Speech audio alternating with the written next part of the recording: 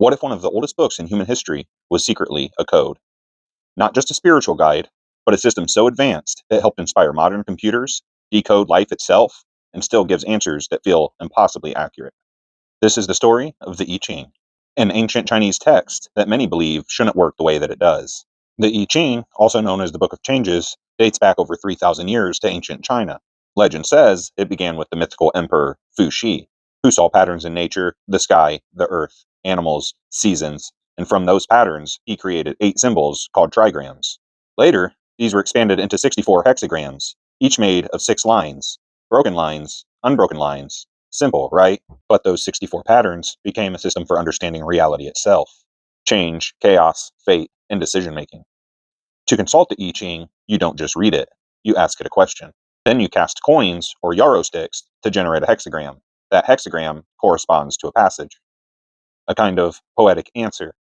But here's where it gets strange. People across centuries, from emperors to modern thinkers, claim the answers are uncannily accurate.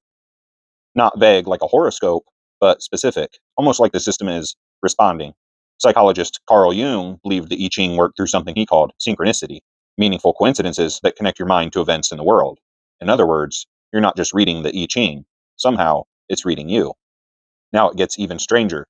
In the 20th century, scientists discovered that human DNA is built from 64 codons, combinations that form the instructions for life, the same number as the I Ching's hexagrams. Each codon, like each hexagram, is a combination of simple binary-like units. Some researchers have suggested that the I Ching may represent an ancient symbolic system that mirrors the structure of life itself, almost like a philosophical map of DNA, thousands of years before DNA was discovered. Coincidence, or something deeper? Then came a discovery that changed the world. In the 1600s, mathematician Gottfried Wilhelm Leibniz encountered the I Ching. He noticed something incredible. The hexagrams, made of broken and unbroken lines, could be interpreted as zeros and ones, binary. Leibniz realized that this ancient system was essentially a binary counting system, the same foundation used in computers, digital communication, the entire modern internet. Think about that. Thousands of years before computers existed, the blueprint for binary code was already written. The I Ching didn't fade into history. It followed some of the greatest minds. Carl Jung used it for psychological insight.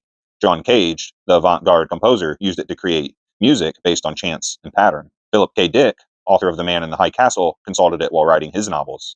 Even today, scientists, philosophers, and creatives turn to the I Ching, not just for answers, but for perspective.